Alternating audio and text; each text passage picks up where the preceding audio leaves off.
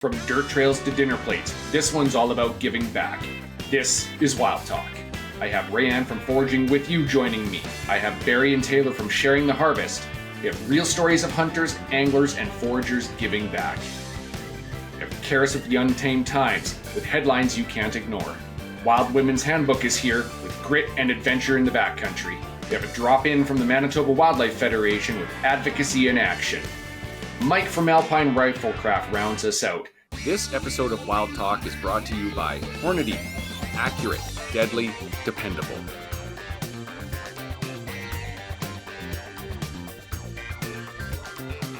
Bronc Beer. Great fucking beer.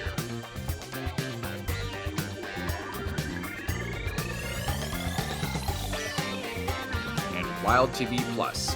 Stream the best outdoor adventures on all your favorite devices.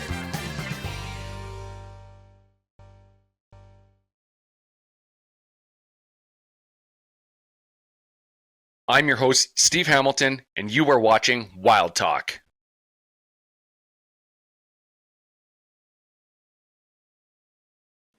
Welcome to Wild Talk, everybody. We've talked about it on a few episodes already. Food security is at the top of a lot of your minds. Living off the land is critically important for you. Spring has sprung. Foraging is in full swing. The birds are singing. We're going to talk about that today. So, a huge thanks for Rihanna from Foraging with you for joining me today. Hi, thanks for having me. This is going to be a great conversation. I've talked about it a few times on previous episodes. People just love to live off the landscape, and foraging is one of the easiest ways to do it. It's available to everybody.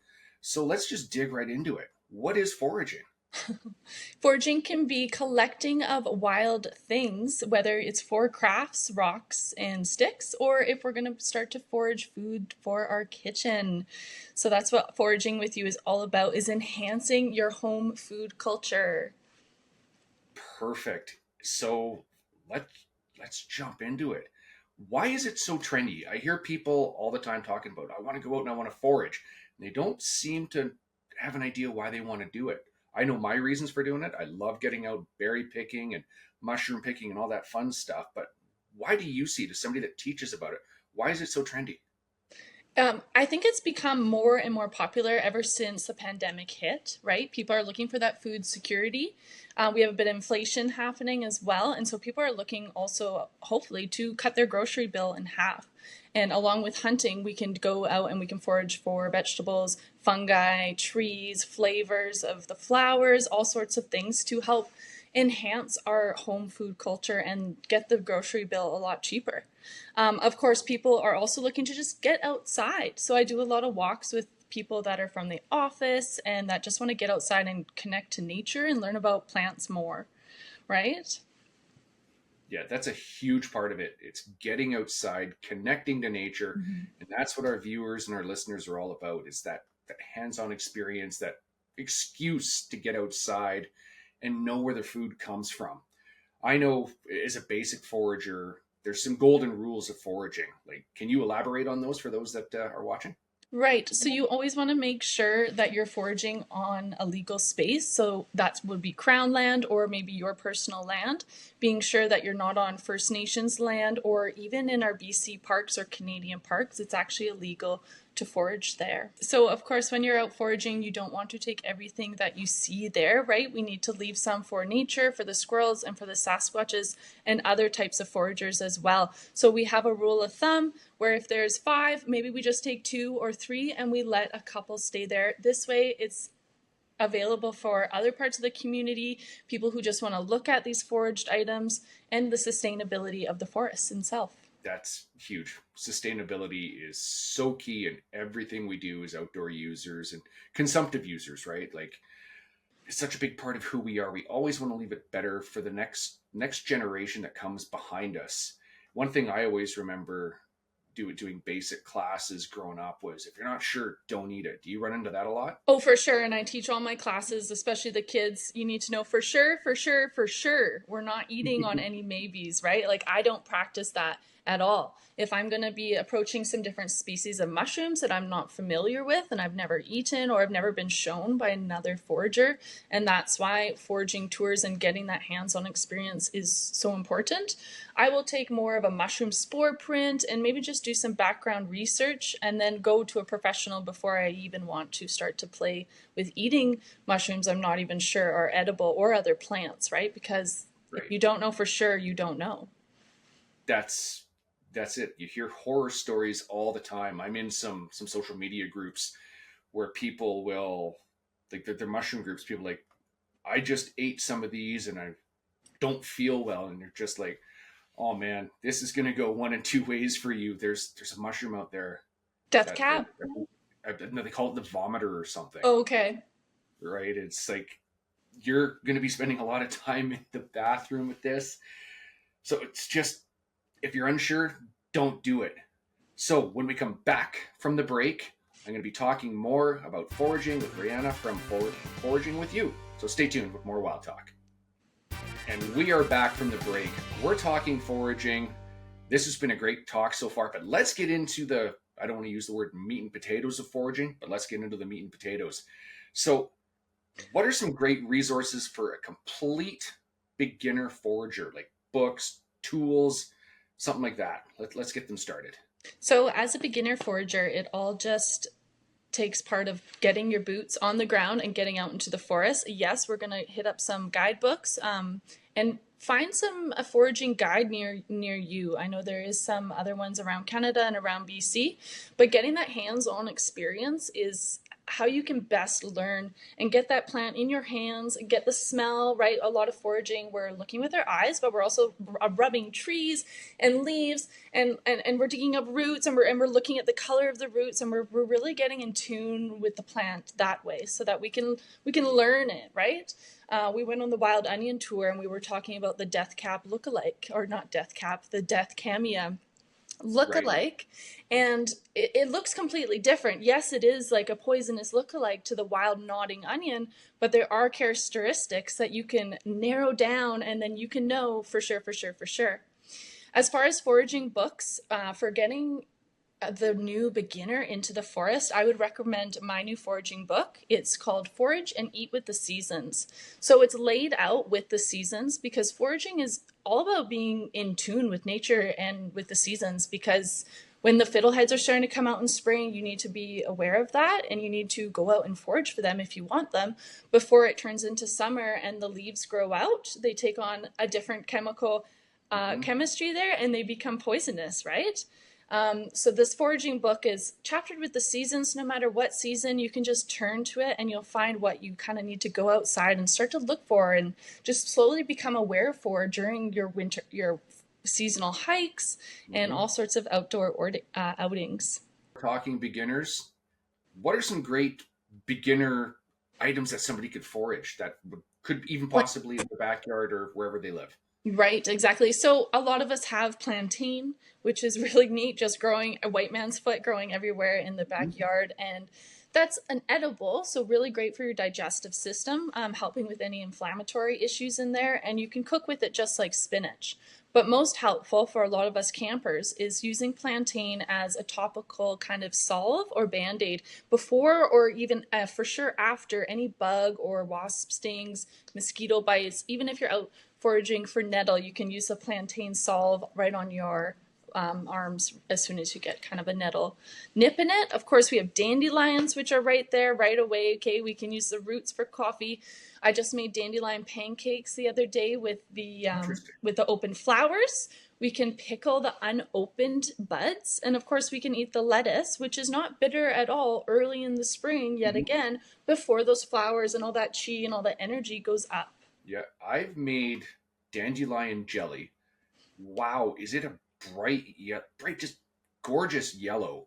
And I've also made, as a beginner forager, fireweed jelly, Yo, and the purple pink that comes out of that when you yeah, steep it down like a tea, unreal. And the real. you can pick up the sweetness and the honeys from it. It's top notch. So for somebody that's looking to forage out of their backyard, you got to be aware of like sprays and stuff like that too, right? Yes, of course. So being aware of all the different areas that people go and spray in, especially for Japanese knotweed, which is a delicious sour rhubarb-like wild plant. It's very invasive. So government communities and other public communities like to spray for it. So making sure you're not going to any parks or you're not foraging along roadsides. We also have fumes from the vehicles as well as along railroad tracks. Right, good point. There's you never know what's coming out of the dirt there and roadsides. It's just sometimes you'll grab a berry near the Yeah. roadside and you're like, oh, there's a handful of dirt and crumbs and all that. But I could talk foraging all day, but I know you're on a time limit. So if somebody wants to get into foraging with you, how do they find you? Oh, they can jump on the internet, the world web, and find me on my website. I'm on Instagram, TikTok, and YouTube, all the platforms. I throw out cooking videos, foraging to-dos, how to-dos, and all sorts of things like that. So people can just reach out directly or email me at info@foragingwithyou.ca. Awesome. Huge thanks for joining me today. You've inspired me to get out there. So everybody be safe and we'll talk to you again. Awesome, Steve. Thanks for having me.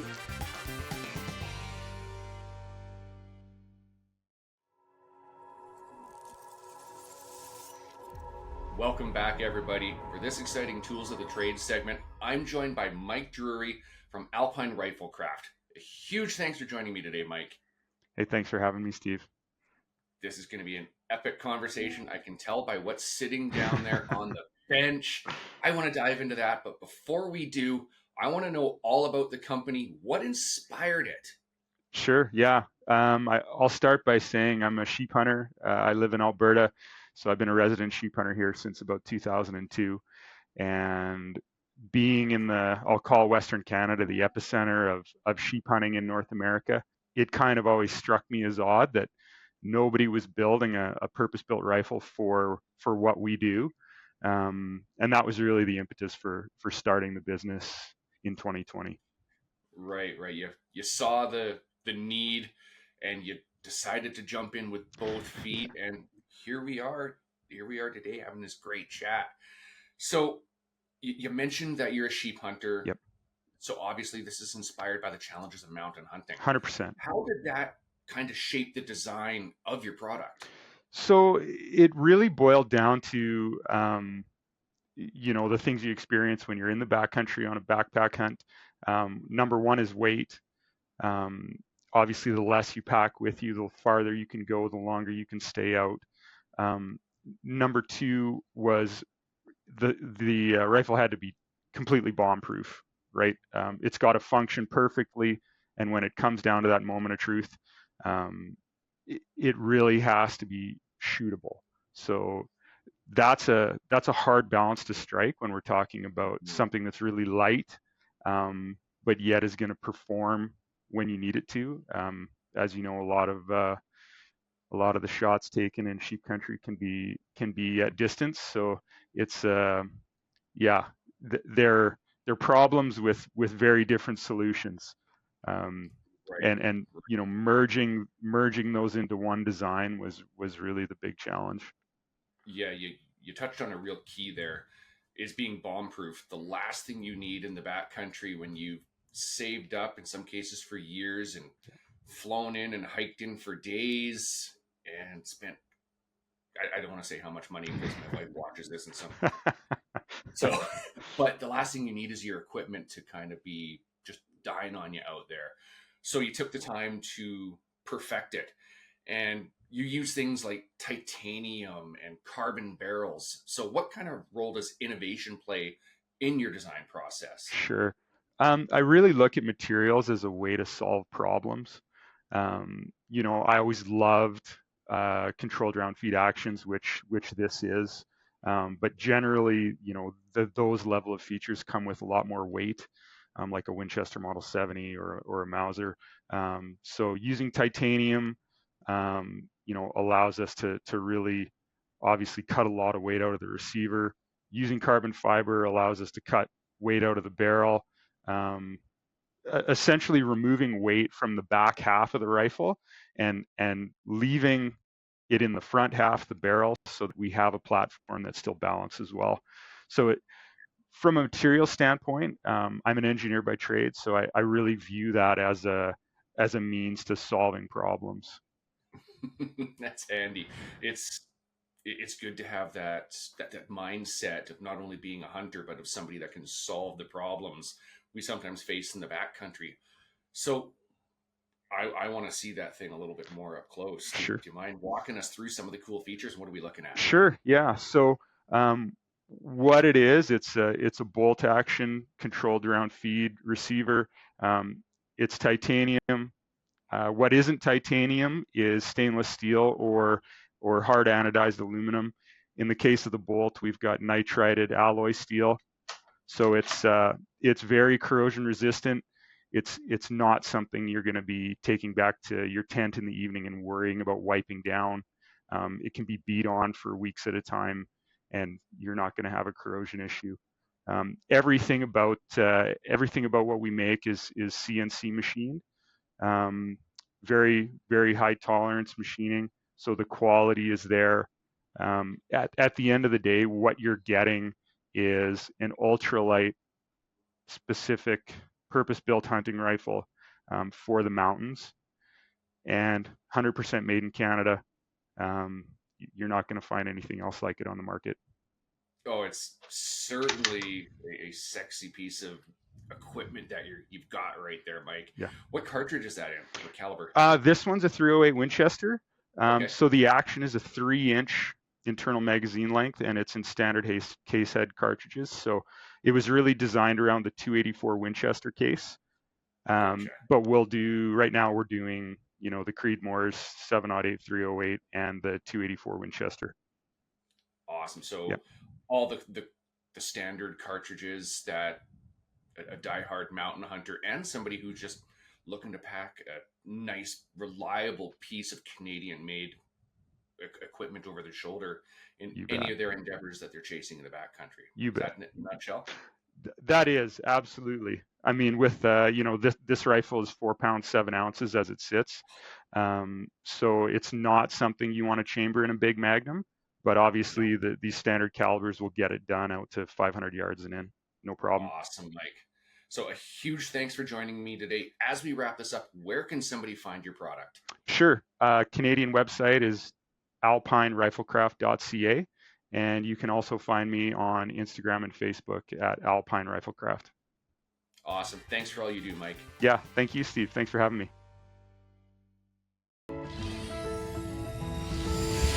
All right, everybody. This segment of the Outdoor Lens, I'm joined by Carly Deacon from the Manitoba Wildlife Federation. Carly, a huge thanks for joining me today.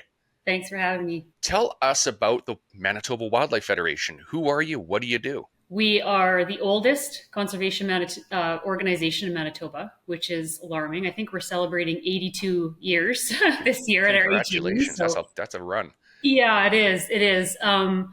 I think what's very special about us and very unique is that we are represented by 85 local affiliate fishing game clubs all across Manitoba. So we have this incredible presence on a grassroots level. And in addition to that, the accumulation of all those affiliate clubs have memberships that come up and through to the kind of mothership, which is MWF. Mm-hmm. And that consists of about 15,000 members. So we have strength on the ground and as well a really strong voice for outdoor enthusiasts on a provincial, municipal, and federal level. We represent all walks of life, which I think is really cool. We represent professionals, farmers, firefighters, trade workers, everything under the sun. And but what we all share is a really unique passion for the outdoors. Mm-hmm. And that's what connects us so well. And that's what unites us as an outdoor community. MWF represents that lifestyle. We represent hunters, anglers, trappers, outdoor enthusiasts, folks that love to camp, folks that love to hunt, folks that love to hike, but also those folks that just like to sport shoot. So mm-hmm. It's an entire lifestyle. It's a lot of demographics of people, and it's really, really fun to be part of it. What kind of projects do you guys have on the go? What kind of wins have you guys seen and celebrated over the last 82 years that keeps drawing that sort of membership in? That's such a loaded question. The Federation, I feel like, has transitioned multiple times over 82 years, but the one thing that we have done very consistently and very well is delivered the hunter education safety program for the province. Yes. We have graduated probably 200,000 new enthusiastic hunters, probably 4,000 a year. So that whole program is a huge success for us, and an avenue to tap into those newbies to bring them kind of forward into more practical hands-on learning experiences. So from there, we offer a variety of outdoor educational programs. Yeah, some huge wins and so much to unpack. But if somebody wants to become a member, how do they do it? We have a very accessible way of becoming a member on our website. So mwf.mb.ca. You can be a direct member of the Federation. You can also be a member of an affiliate club, and both are extremely beneficial and equally beneficial to the MWF. So if you want that local engagement as well as that voice on a provincial level, find a club in an area near you. There's lots out there, 85 of them. So we could also just be a donor. There's ways of donating specifically to our programs or our Access for All campaign, which is also all available on our website. Awesome. Yeah. So much on the horizon. I look forward to seeing it all roll out. A huge thanks for joining me today, Carly. Thanks, Steve. Appreciate it so much.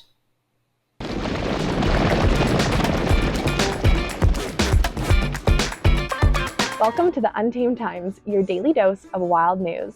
I'm Kara Jorgensen, bringing you the latest in the great outdoors. And while I am outside enjoying this beautiful weather, it reminded me that summer is fast approaching. And I know growing up, when I was a kid, my parents would send me to summer camps as often as they could. I think any parent would. If you're looking for an educational option for your kids this summer, the AHEI Youth Education Hunter Camps are happening and registration is officially open.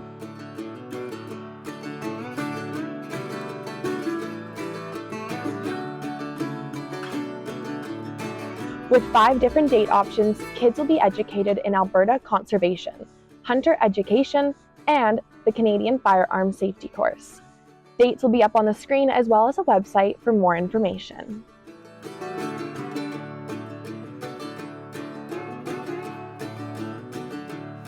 Coming up in BC, the Wild Sheep Society is hosting a Monarch Golf Tournament in Kamloops on June 7th. To RSVP, head over to their website and fill out the form. We love the Wild Sheep Society and all they do for conservation. If you want to learn more about them, watch past episodes on Wild TV+. Look up Wild Talk and find interviews from Season 2, Episode 8, and Season 3, Episode 15. And of course, it wouldn't be an episode of Wild Talk without some random clips we pulled off the internet for you. So sit back and enjoy. God damn it!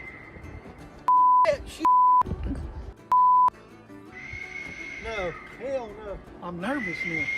Oh,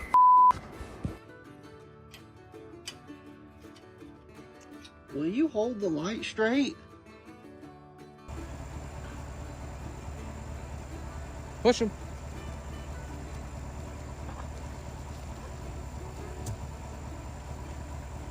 Back.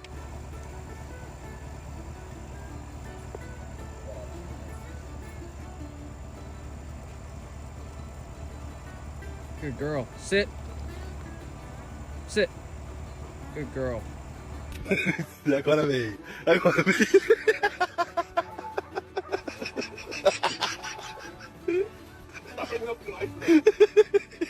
As we know, rodeo season is busier than ever, and we are going to do our absolute best here at the Untamed Times to give you dates for the next 2 weeks so you can check some out if they're close to you.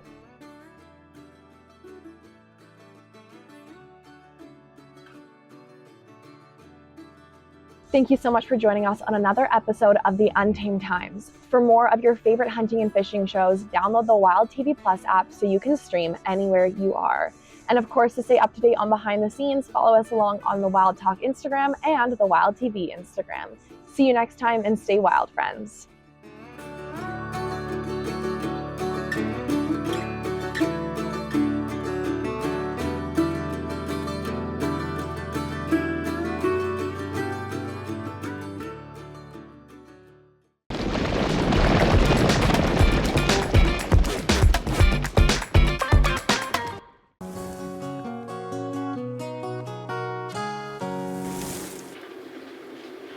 Are you ready?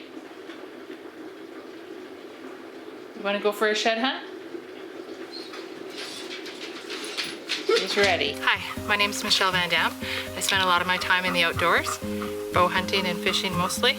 Bella comes with me to everything she can, some things she can't, and yeah, we have a lot of fun outside. This time of year is one of my favorites. I spend the spring usually kind of pre-scouting and shed hunting. So it's kind of like the adult version of Easter egg hunting. It's a ton of fun. Bella loves it too. I've been trying to train her to find sheds. She does spot them and sniff them, but she hasn't officially picked them up and brought them back to me yet. But anyways, it's a great way to get some exercise and just be out in the woods.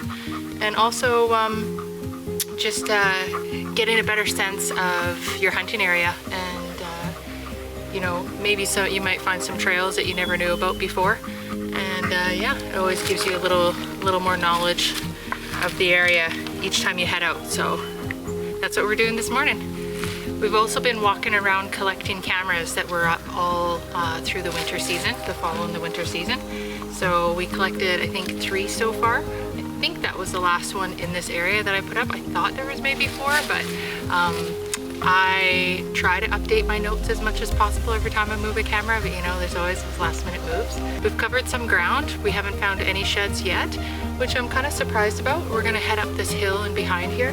There's some good trails up there that might have a shed or 2 on. And so there's whitetail and muley that frequent this area, live in this area, and also moose, so who knows?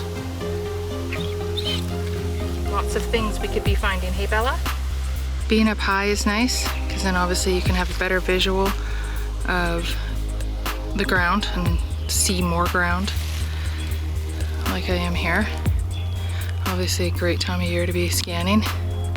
So I'm just walking this ridge and staying right on the edge so I can view everything here, and then also view everything through this draw and up. So you can view all of this. Binos are really great too, even when you're scanning close areas, you know, not anything far off in the distance. You can scan the ground through the trees, and anything you might not have picked up with the naked eye, you can pick up with binos. All of a sudden, boom, you see a shed. So it's great to use in the bush. Every once in a while I stop and I scan. And then of course for larger areas, if you're on foot, it's hard to cover all these areas.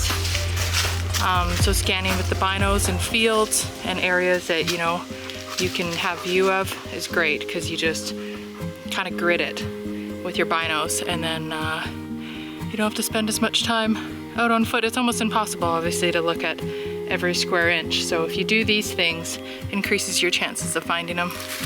We got a heavy hit of snow early, and I wasn't able to get out before it was too deep. Always stopping, just doing a 360, looking at what you can from where you're at. Stopping is good, because I guarantee you will walk past them if you don't. I stopped and scanned, and I found a spot that I'm gonna go check out. It is along this fallen tree, so it probably is part of the tree, a broken branch, but it looks like it could be a base, but not. So we're gonna check it out anyways, but this is, you know, what you wanna be looking for. And I was right. So it was. That's okay, because who knows, it could bring us to the shed over here.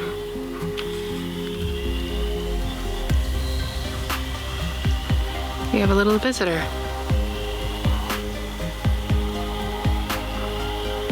Never define your success by what you harvest.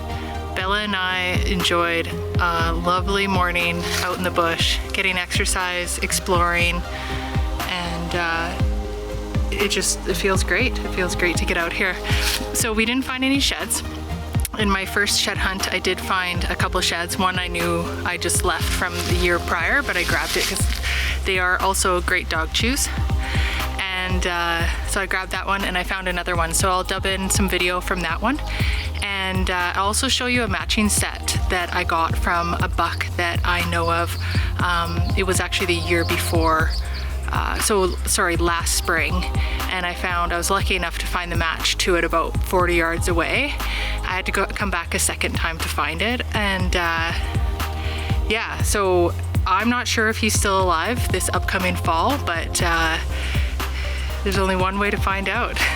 Putting up trail cameras and hunting. So yeah, we're just on our way out. Who knows, we might find something on the last bit of the walk out. And I also have something exciting to go home to, or to go home with, which is all the trail cameras that I pulled that I'll be looking at and finding out what has been walking around since I was last here. So I'll also share some of the best photos that I have off those trail cameras.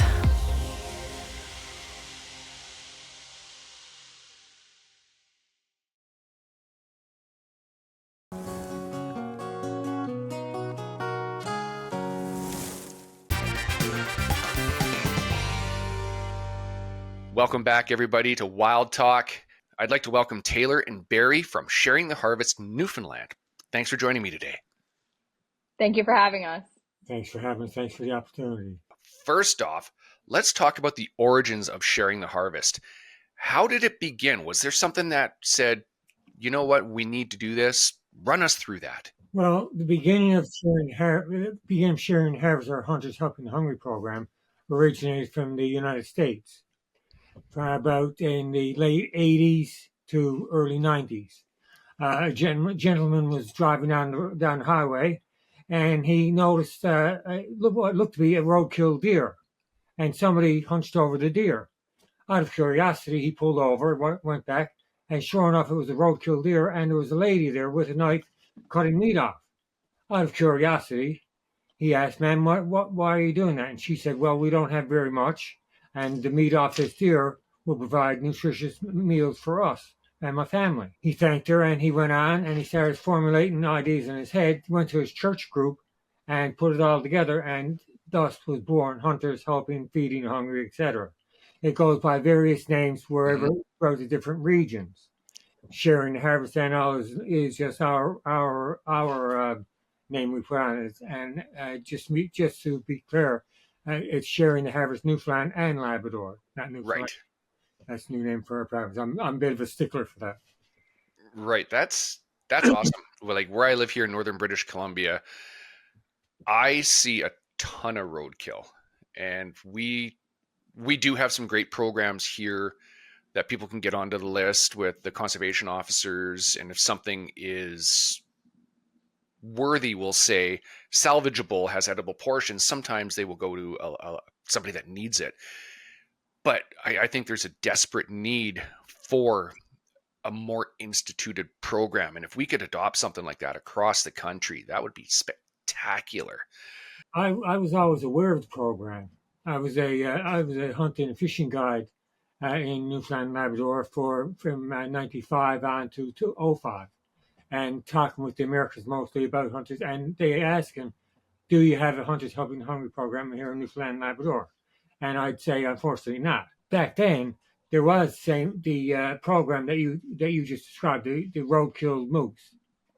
If either the police or wildlife enforcement got there in time, if there's any meat deemed to be edible on that moose, that would be taken and given to the senior citizens' homes, fire halls, etc. When, as in the guiding business, some of the clientele didn't want any meat, didn't want some of the meat or whatever, and they would give that to me as the guide. Once we got so much, then we donated to the senior citizens' homes and the firehouse. So in 2008, myself and my daughter Chloe were reading an article about an outdoor article, and Hunters Helping Hungry came up, and we both looked at each other and said, "Why can't we do that here?" And so then began a lobby in 2008. When I first pitched the idea to the government, they were, and then over the years, I met with just about every minister there was to meet, and although some of them were for it, none of them really did anything about it. I did several media interviews, etc., along the way, and to the jigs and reels, we finally got the government to give us the go-ahead under a pilot program. Right. Taylor, you have anything to add there with regards to that? It's just a wonderful program, and it gives so many people the opportunity to eat these meats and foods, berries, etc., that don't have the opportunity to do so without the program. So, especially like senior people who unfortunately can't get out to harvest a moose anymore or can't get out to berry pick anymore, this program gives them the opportunity to still enjoy these foods without having to hurt themselves trying to do it on their own. Right. So Taylor, you touched on something there that you don't traditionally think of when you think of a roadkill type program, right? Where conservation is giving it off. You touched on berries there.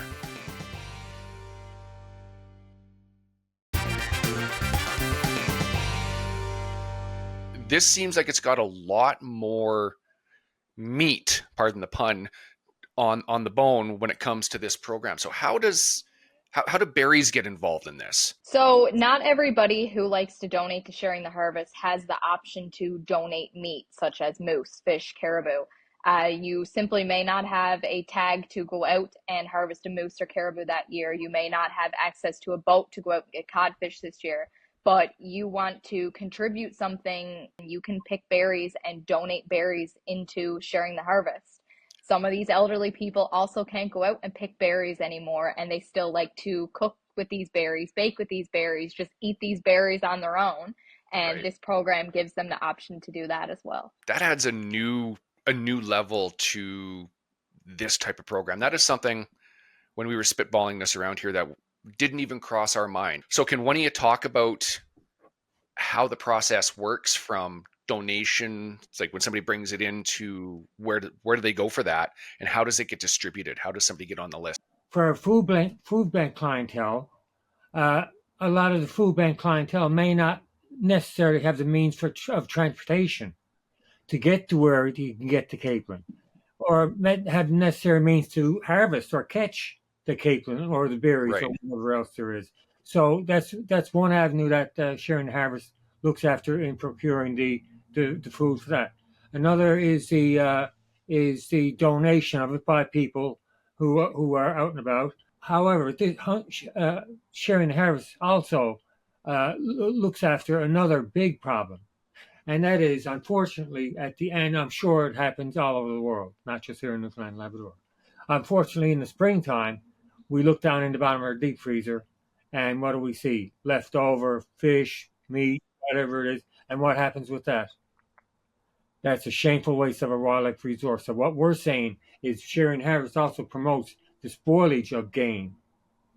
We're talking to people and saying, listen, not when you harvest your moose, first get back from butcher, that's the best time to decide what you want to donate. Or as you're going down to the different levels of your deep freezer, you can see the different things. So some places are worse than others, but that's the issue that we're looking at and trying to solve, and that will get more food out to more people. So let's talk about some personal connections here. I'll throw this one to you, Taylor. Do you have any stories, like special circumstances that stick out in your mind that was like, you know what, this was awesome, this was worth it? Truthfully, I think the whole organization itself is just simply incredible. The thing that really hits home to me is people like myself or Barry who are like willing and able to go out into the woods to harvest a moose or pick berries or go cod fishing out on a boat. Those like opportunities to go harvest our own food in these ways come so easily. To people who aren't able to do that, but through this program are still able to get a feed of moose or a feed of berries or fish, whatever the food may be. It just simply is incredible. And like these animals and these fish and these berries are things that we take for granted every single day. They're here on our island, they're here in our world, and we just look at it as if it's supposed to be here, and it always will be here. And the sad side of that is if all of this isn't taken care of and managed in a proper way, then it simply won't be here anymore, which ruins the opportunities for organizations like Sharing the Harvest to ever exist. If you take too much, eventually it will all be gone. Yep. Hunters and anglers were the eyes and the ears on the landscape, and I've said that for years. We're the first ones to notice when something is not right, when it's going sideways, when it's missing. And we're the ones making those reports and those phone calls to the biologists and going, hey, wait a minute.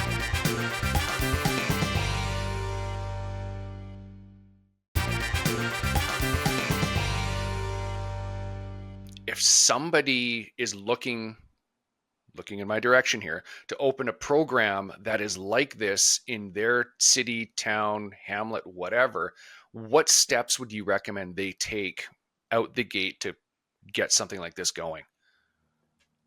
Well, Steve, the usual process, I guess, in most provinces would be, first of all, to send a formal letter or email letter to the Department of, we'll say, Wildlife. Okay. Or Natural Resources, informing them of what you would like to do and requesting a meeting. From there, then hopefully you'll get a meeting and introduce what you want to say and what you'd like to see, and then wait a little while to see what the government's going to do. Hopefully they let you know sooner rather than later. Most likely the answer's going to be no. So then you have to either take it and swallow it and sit down and be quiet. That's not me. Me neither. Or you make a noise. And my noise is that I'm exceptionally good in the media. And I have extremely good media contacts. And over the years, I have developed those media contacts into extremely good contacts because I'm not looking for a pat on the back, but I do have relevant things to say and options about them. So you have to be willing to do that. I also reached out to food banks. Okay. To get a feeling if they were interested. I did my own telephone survey. I contacted over 50 food banks, and approximately 30 got back to me. And of the 30, 98% of them said that they would be interested. So you reach out to your elected officials, you try and get a meeting with that. Then you reach out to the food banks, and then what's the next step? So then I reached out. I was in consultation with the Newfoundland, the Nova Scotia Federation of Anglers and Hunters, okay. New Brunswick Wildlife Fund Federation, Newfoundland Labrador Outfitters Association, a load of different food banks here. For instance, I had 4 or 5 food bank people to come with me to a meeting with the minister to explain the program, but he would not meet us. Gotcha. So when this episode of Wild Talk is brought to you by Hornady, accurate, deadly, dependable. Different minister who met with us right away. Unfortunately, he got shuffled. So we got another minister who met with us as well. From that Bronc beer, great fucking beer. So yeah, there's a few steps to it, but it's worth it in the end, is what I'm gathering from this conversation. Oh, absolutely. And Wild TV Plus, stream the best outdoor adventures on all your favorite devices. I'll throw this one to you, Taylor, to kind of wrap up. From dirt trails Somebody to wants dinner to find plates, more information this one's all about giving Sharing back. the Harvest. This Where can is they Wild find Talk. you? I have Rayanne from Foraging with you joining me. I have Barry and Taylor from Sharing the Harvest. We have real stories of hunters, anglers, and foragers giving back. For Barry. You can share us with the Untamed Times with headlines you can't ignore. Wild Women's Handbook is here with grit and adventure in the backcountry. Thanks Drop again in from for the joining me Manitoba today, Wildlife guys. Federation with This has been a advocacy in action. fantastic, eye-opening Mike from experience. Alpine Rifle Love what Craft you're rounds doing, us out. and I look forward to hearing more from you in the future.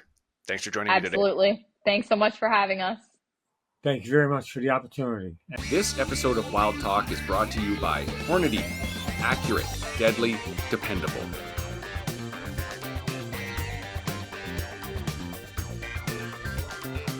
Bronc beer, great fucking beer.